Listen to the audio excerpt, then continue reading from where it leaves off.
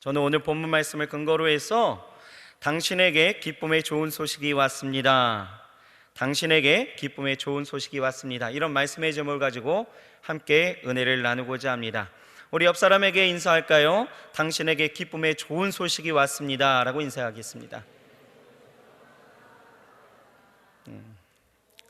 저는 아침에 일찍 일어나게 되어질 때에 항상 이 핸드폰 시계로 시간을 확인하고 인터넷을 열어서 뉴스의 그 헤드라인을 검색하면서 밤새 어떤 일들이 일어났는지 살펴보게 되어집니다. 그런데 대개 보면 좋은 소식은 없어요. 그냥 사건 사고의 슬픈 소식이나 가슴을 치게 만드는 그런 답답한 소식들이 질비한데, 가끔은 손흥민 선수나 해외 진출한 우리나라 선수들이 골을 넣었다든가, 아니면은 LPG 값이 떨어졌다든가, 아니면은 대출 이자가 떨어졌다든가, 이런 소식을 들으면 굉장히 기분 좋게 하루를 시작합니다. 여러분들은 어떤 기쁨의 좋은 소식들을 듣기를 원하십니까? 또 어떤 소식이 여러분들에게는 좋은 소식입니까? 복권을 사놓고 기다리는 사람은 1등에 당첨됐다는 소식이 제일 좋은 소식일 것이에요. 아파트 청약을 해놓은 사람은 청약 당첨 소식이, 그죠? 결혼한 자녀가 있는 부모나 당사자들은 임신했다라는 소식이 기쁜 소식이겠죠. 또 주식을 산 사람들은 주식이 크게 올랐다라는 소식이, 또 병원에 검진을 받은 사람은 아무 병이 없다는 소식이 가장 기쁜 소식일 것입니다. 시험을 치른 학생들이나 취업을 준비하는 우리 취준생들이 회사에 가고 면접을 치렀을 때는 그 합격 소식을 굉장히 기다리고 그것이 합격되었다라는 소식을 듣게 되어지면 가장 기쁜 일이 되어지겠죠. 또 힘든 일이 있고 어려운 일이 있는 사람들에게는 이 문제가 다 해결되어졌습니다. 아마 이 소식이 가장 큰 기쁨의 좋은 소식일 것입니다. 하지만 우리가 잘 생각해 보면 나에게 들리는 그 좋은 소식들이 꼭 다른 사람들에게나 온 세상 사람들이 함께 기뻐하는 일들은 아니다라는 거죠. 예를 들면 나는 대학에 합격했어요. 좋은 일인가요? 나쁜 일인가요?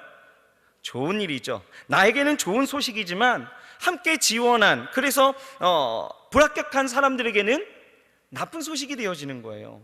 함께 기뻐할 수 없습니다. 내가 사랑하는 사람을 만나서 결혼하게 되어지면 나에게는 좋은 소식이겠죠.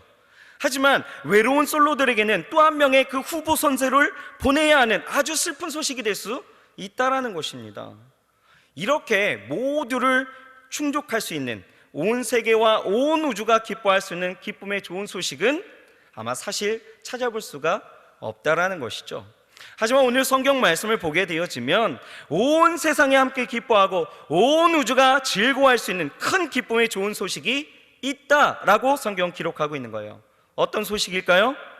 바로 예수님이 이 땅 가운데 오셨다라는 소식입니다.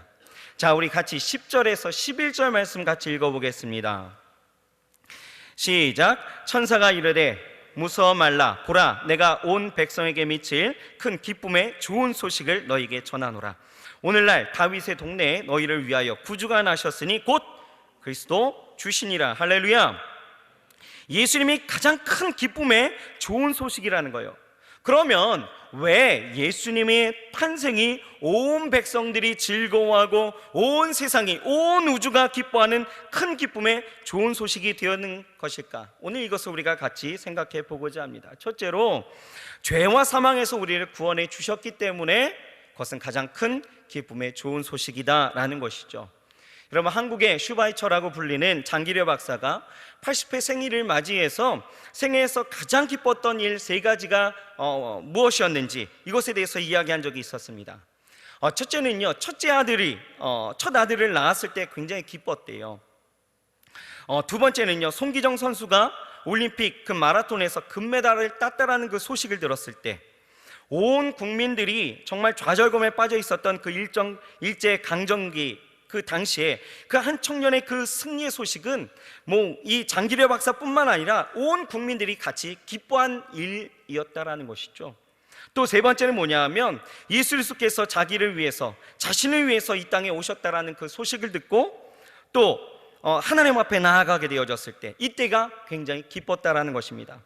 예수님께서 나를 위해서 이 땅 가운데 오셨다는 그 소식을 듣고 죄를 회개하고 예수 그리스도를 구주로 영접하고 그 구원의 그 확신을 가지고 그 확신이 생겼을 때 그렇게 기쁠 수가 없었다라는 거예요.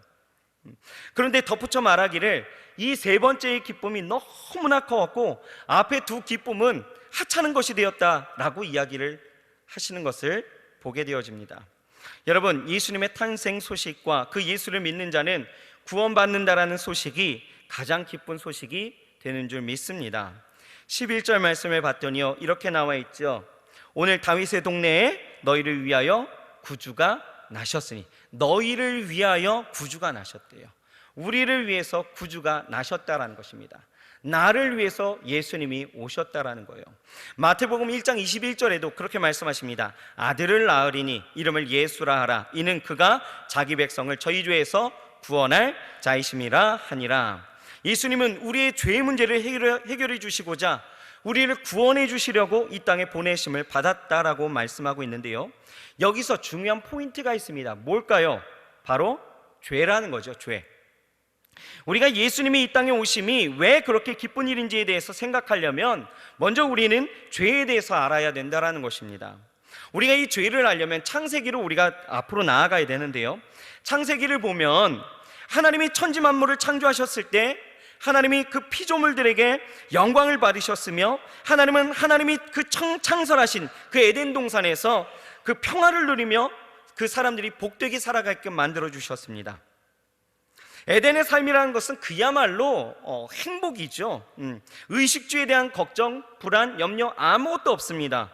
그것은 하나님과의 가장 친밀한 교제가 일어나는 곳이었고요, 하나님의 영광만이 가득한 곳이었습니다. 그런데 아담이 하나님이 먹지 말라고 했던 그 선악을 알게 하는 나무의 실과를 먹음으로 인하여서 첫 죄가 나타나게 되어지죠. 하나님께 범죄하게 되어지고 인간이 타락한 후에는 그 상황이 크게 달라지게 되어집니다. 이 죄의 출현으로 인하여서 사람은 결국 에덴 동산에서 쫓겨나가게 되어지죠. 생명과 복의 근원이신 하나님에게서 단절되어지는 거예요. 그간 누렸던 그 모든 행복한 것과 아름다웠던 것들을 이제는 누릴 수 없게 되어지죠. 인생의 본성이 그 전반적으로 그 타락하게 되어져서 하나님이 기뻐하실 만큼이나 선이나 그 의를 행하는 사람들이 없었다라는 거예요.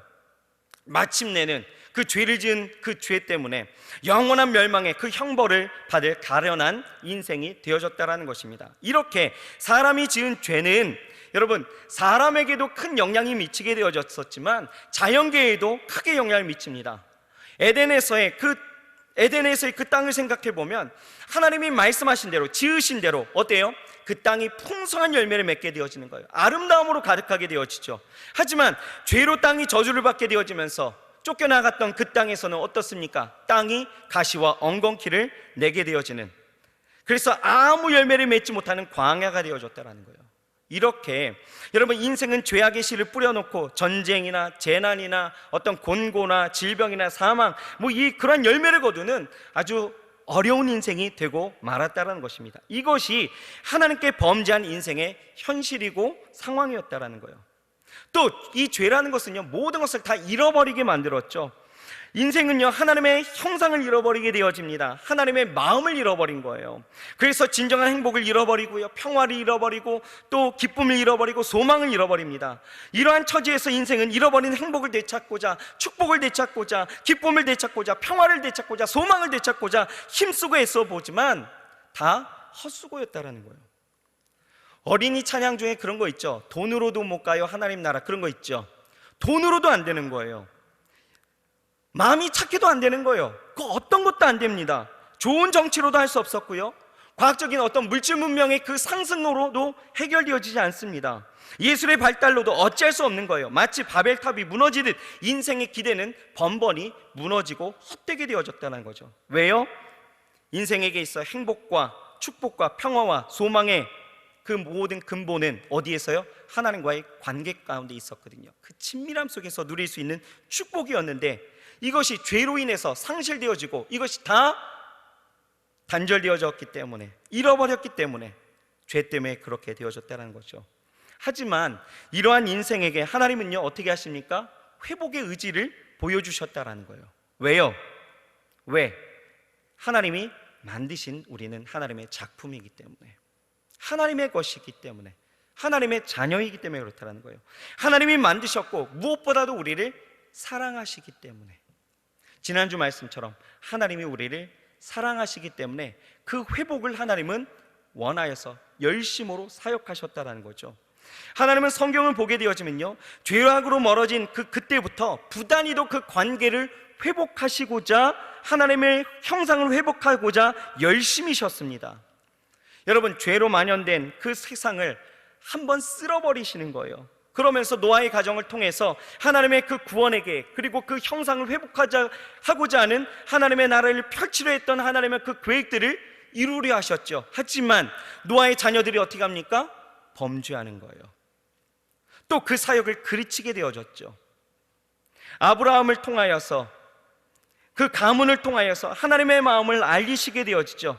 하지만 여전히 범죄하면서 떨치지 못한 사람들은요, 애굽에서 나올 때에도 가나안에 들어갈 때까지 어때요? 원망과 불평과 항상 그 범죄가 계속되어졌다는 거예요. 하나님은 광야에서 이스라엘 백성들을 40년간 훈련시키시면서 그 하나님의 형상을 회복시키고자 사역하시는 거예요. 하지만 가나안에 들어가자 그들은 어떻습니까? 우상 숭배에, 죄악으로 물들게 되어지고, 그런 그들에게 하나님은 멈추지 아니하시고 사사와 선지자들을 보내시면서 그 구원의 계획들을, 그리고 하나님의 그 형상을 회복시키시고자 열심으로 일하시게 되어지지만, 여전히 사람들은 어떻습니까? 요지부동 움직이지 않는 거예요. 하나님께로 점점 멀어지게 되어지는 거죠. 그렇게 400년이 흐르게 되어집니다. 하나님은 침묵하시게 되어지죠. 그러시다가 완전한 죄의 해결을 위해서 하나님은 어떻게 하셔요?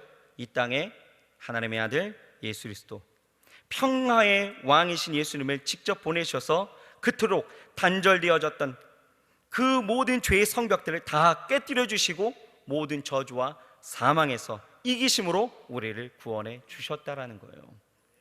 범죄하여서 하나님을 잃어버렸으며 하나님과 화평을 누리지 못하고 오히려 원수의 자리에서 그 인생들을 그 죄에서 어찌할 바 몰랐던 그 모든 사람들을 하나님은 구원하시고자, 하나님의 그 화평을 함께 누리고자 이 땅 가운데 오셔서 잃어버린 하나님을 되찾게 하시고, 또 상실했던 행복과 축복과 평화와 기쁨과 소망 등을 되찾게 하여 주시기 위해서 예수님은 이 땅 가운데 오셨다라는 거예요. 잃어버린 하나님의 형상을 회복하고 하나님과 다시 친밀한 관계로 회복시키시기 위해서 예수님은 이 땅 가운데 오셨습니다. 그러므로 예수님의 탄생, 이것은 온 백성이 함께 크게 기뻐할 수 있는 기쁨의 좋은 소식이 될 수 있다라는 것이죠. 여러분, 우리가 이 성탄, 그리고 예수님의 오심, 이 대강전을 보내면서 우리가 이 기쁨, 이것을 누리게 되어질 때에 무엇보다도 우리의 죄를 위해서 오신 예수님에 대해서 우리는 깊이 묵상하며 예수님의 오심을 함께 기뻐하면서 살아갈 수 있어야 된다는 것입니다. 성탄이라는 것은 하나님의 끝없는 사랑의 눈물로 빚어낸 인간의 가장 큰 축복인 것을 우리는 믿어야 합니다. 그래서 성경은 이것이 인생의 가장 큰 기쁨의 좋은 소식이다, 이렇게 말하고 있는 것이에요. 또 예수님이 오심이 왜 그렇게 큰 기쁨의 좋은 소식일까? 두 번째는요, 우리에게 평화를 주시기 때문에 그렇습니다. 평화. 여러분, 원래 평화와 자유는요 밀접한 관계가 있죠. 자유가 있는 곳에 평화가 있습니다. 그렇죠? 평화가 있는 곳에 자유가 있는 거예요. 평화란 절대 자유와 동떨어질 수 없는 거예요. 성경은요, 그래서 갈라디아서 5장 1절에 보면 이렇게 나와 있습니다. 그리스도께서 우리를 자유케 하시려고 자유를 주셨으니 그러므로 굳세게 서서 다시는 종의 멍에를 매지 말라라고 말씀하고 있어요. 또 로마서 1장 5장 1절에 보면은 그러므로 우리가 믿음으로 의롭다 하심을 얻었은즉 우리 주 예수 그리스도로 말미암아 하나님으로 더불어 화평을 누리자라고 말씀하고 있습니다. 이 말씀에서 중요한 것은 하나님께 범죄한 인생에게 참 자유를 주시고 참 평화를 주시는 이는 누구시다? 예수님이시다 라고 말씀하고 있는 거예요. 누구든지 예수님이 주시는 자유를 얻어서 평화를 누리게 된다라고 말씀하고 있는 거예요. 여러분, 로마는요 이 평화라는 것을 얻기 위해서 어떻게 한 줄 아십니까? 억압과 전쟁을 치르게 되어지는 거예요. 전쟁을 통해서 저들을 억압함으로 이것이 평화다라고 이야기하는 것이 로마의 평화예요. 그래서 팍스 로마 이렇게 이야기하죠. 그런데 예수님은 어떻습니까? 섬김과 그 희생을 통하여서 평화를 이루셨다라는 거예요. 이것이 진정한 평화였는데요. 그 평화를 어떻게 주셨습니까? 죄에서 자유를 주심으로 우리에게 평화를 주셨다라는 거예요. 죄의 속박 아래 사는 것은 괴롭고 비참한 일이죠. 왜냐하면 죄라는 것이 굉장히 자극적이에요. 우리를 유혹합니다. 그 유혹에서 절대로 벗어날 수가 없는 거예요. 마치 요즘 음식이 그렇지 않습니까? 음식이 저도 마라탕이라는 것을 한번 먹어봤는데요. 우리 지체들이 이 마라탕을 굉장히 적극 추천을 하더라고요. 굉장히 맛있다고 한번 드셔보시라고. 여기 구월동에 땡땡 거기가 정말 맛있다고 거기 가서 꼭 먹어보라는 거예요. 그래서 그게 도대체 뭐길래 이렇게 사람들이 이 마라탕에 이렇게 목을 맬까 뭐 이 생각을 했어요. 그래서 가봤더니 정말 대단하더라고요. 사람들이 그 식당 앞에 줄을 길게 서고 그걸 먹으려고 막 기다리는데 야 이게 뭘까 해서 들어가서 이제 제 차례가 되어서 들어가서 먹어봤는데 이게요 장난 아니더라고요. 그 깊은 맛과 그 자극적인 맛이 입맛을 완전히 사로잡았습니다. 그때부터요 이게 마라탕이 계속 먹고 싶은 거예요. 그래서 월요일이 되면요 저희 사모한테 가고 여보 우리 마라탕 먹으러 갈까? 이렇게 되는 거예요. 저희 아내도 저랑 같이 한번 먹어보더니 그 다음 주에도 여보 마라탕 먹으러 갈래요? 이렇게 되는 거죠. 그 마라탕이 도대체 뭐길래? 근데 생각해보면 죄라는 것이 그렇다라는 거예요. 자극적이죠. 우리를 그 유혹에서 넘어가지 못하게 만드는 것이 죄다라는 거예요. 그래서 누룩처럼 급하게 번지게 만들고 그것이 또 다른 죄를 낳고 또 다른 죄를 낳게끔 만드는 것, 이것이 죄다라는 거예요. 그래서 성경에서 이 죄의 결국은 바로 무엇이다? 사망이다 이렇게 이야기하는 것입니다. 그만큼 죄 아래 자유를 갖는다라는 것은 불가능한 일이다라는 것입니다. 또 죄는요 수많은 죄의식이라는 그 양심의 고통을 우리에게 주게 되어지는데요, 한번 시작된 이 죄의식이라는 것은 우리에게 어떤 의식을 심게 되어지느냐, 나는 어쩔 수 없어, 나는 어쩔 수 없는 죄인이야 라는 의식으로 하나님의 구원을 포기하게끔 만들어버린다는 거예요. 그래서 인생이 불행하고 비참한 삶을 살아가는 것은 왜 그렇습니까? 그 죄를 내 안에 수용하기 때문에 그렇다는 거예요.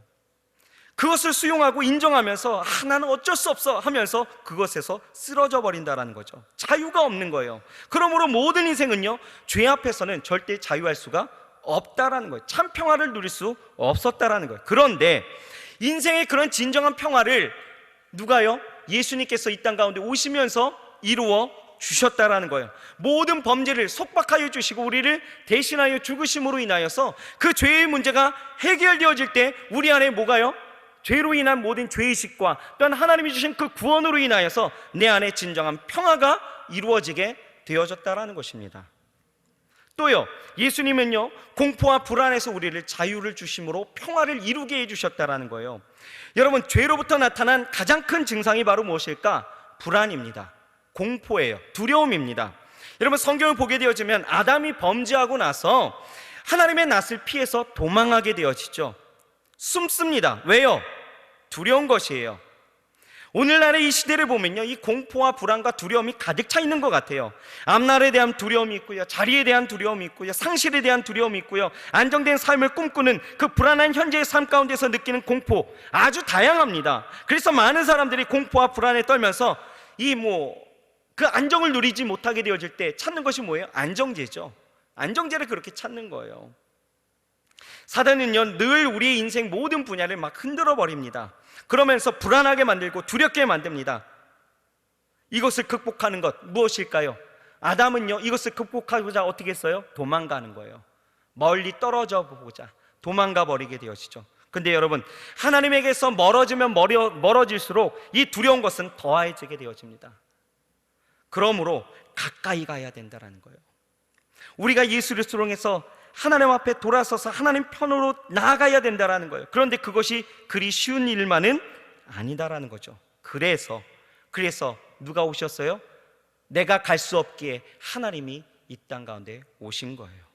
임마누엘로 오셔서 내가 너와 함께 할 것이라 말씀하시면서 우리 안에 안정과 평강을 더해 주셨다라는 것이죠. 불안하고 쓰러지고 넘어질 수밖에 없었던 우리 인생 가운데 하나님 함께 하신다라고 말씀하시면서 임마누엘의 그 복음을 우리에게 선포하시면서 그 약속을 보여주시면서 내가 너와 함께 할 것이라 말씀하시고 내 안에 평화를 이루어 주셨다라는 거예요.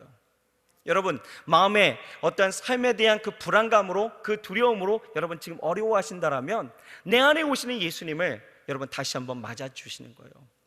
이미 오신 예수 그리스도, 그리고 다시 오실 예수 그리스도, 그리고 우리와 함께 하시는 주의 성령을 지금 의지하면서 여러분 그 안정, 그리고 주시는 평화를 마음껏 누릴 수 있어야 되는 거예요.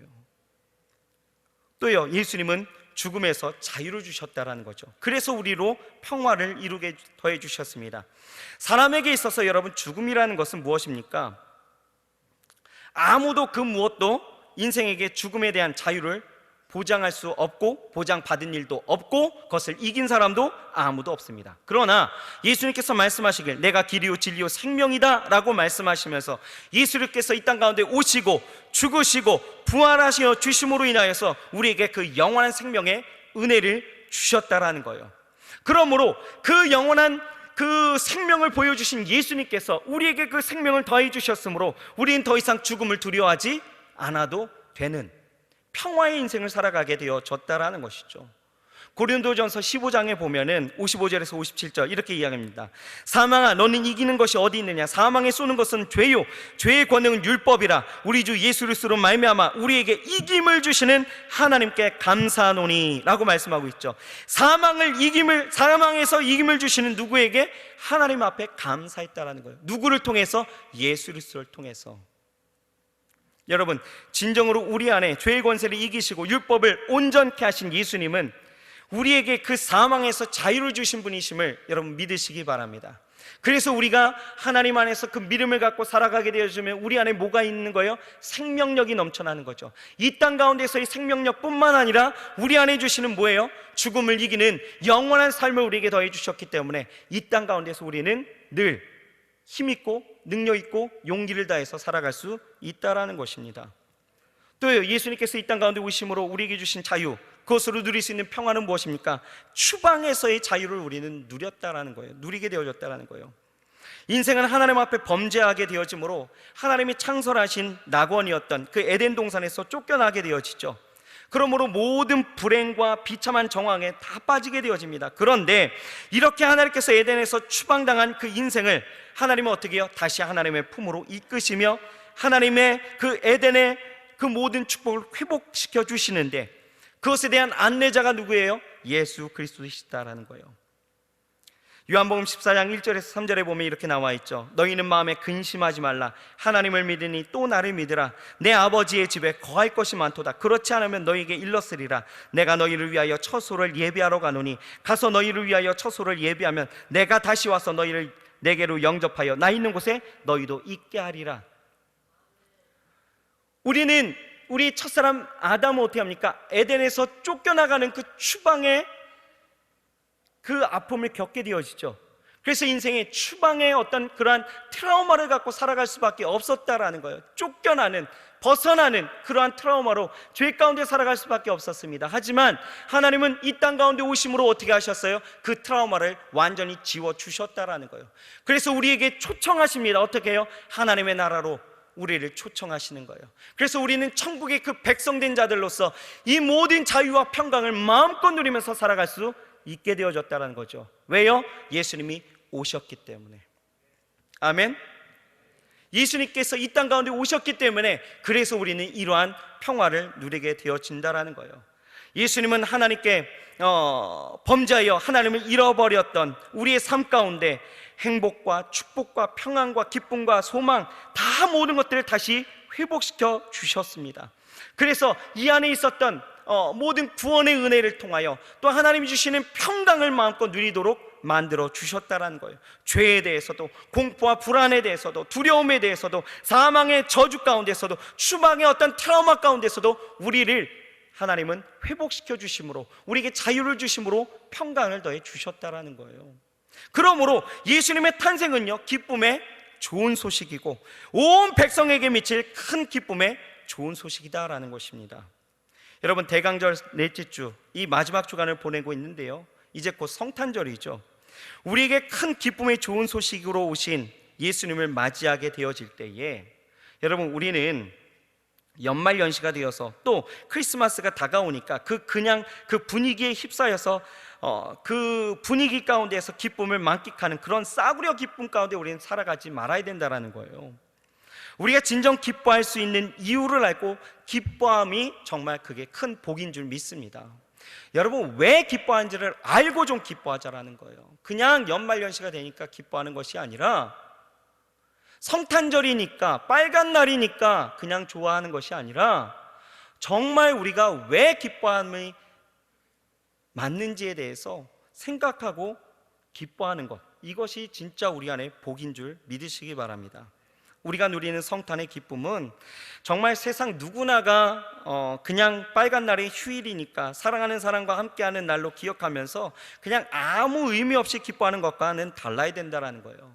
진정한 의미를 되새기면서 우리 안에 구원과 평화를 허락하신, 그래서 만물을 화익케 하신 주님을 진정 기뻐하고 예배할 수 있어야 된다는 것이죠. 예배 전에 우리 인사했습니다. 뭐라고 인사했죠? 메리 크리스마스 했죠. 무슨 뜻이에요? 기쁨의 성탄에 뭐 합시다? 예배합시다. 누구를? 예수님을 예배하자라는 의미예요. 그냥 우리는 세상에 나가고 아무 의미 없이 메리 크리스마스, 메리 크리스마스 이렇게 이야기하는데, 여러분, 기쁨의 정말 이유를 알고 메리 크리스마스를 할 수 있어야 된다는 거죠. 예배할 수 있어야 된다는 거예요. 그런데요, 우리가 왜 기뻐해야 되는지를 아는 것도 중요한데요, 더 한 가지 앞으로 나아가서 생각해야 될 것이 있습니다. 그것이 뭐냐면, 주님의 오심을 기뻐하는 것 중요해요. 좋습니다. 하지만 범죄하던 우리의 모습이 여러분 사실 여전히 바뀌지 않는 반복되는 삶이라면 오신 예수님의 그 의미를 내가 지금 지워버리는 것이 되는 것입니다.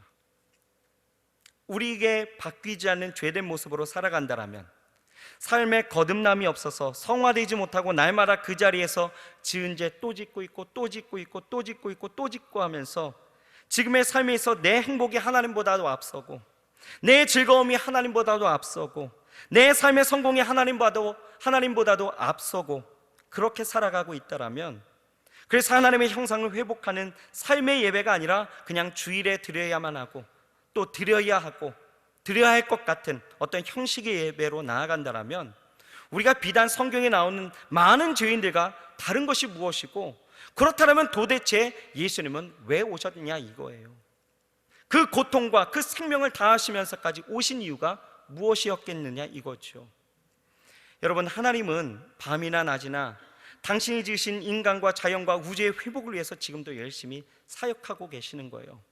당신의 그 아들까지 보내시면서 그 사역을 멈추지 않으셨어요. 그렇다면 우리는 예수님의 진정한 오심에 대해서 묵상하며 그 오심을 마음껏 감사와 기쁨의 찬양으로 예배하면서 나아갈 때에, 이때에 우리에게 정말 중요한 것은 바로 무엇일까?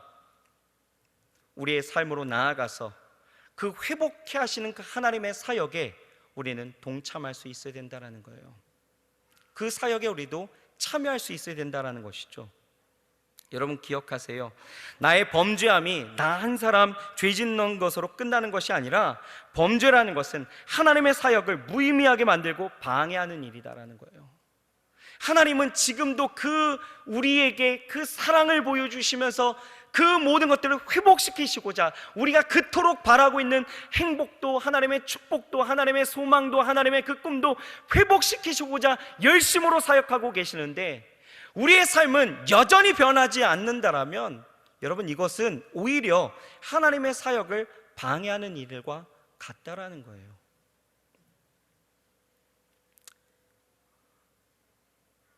우리는 기억해야 합니다. 여러분, 바라기는 하나님의 사역에 동참하세요.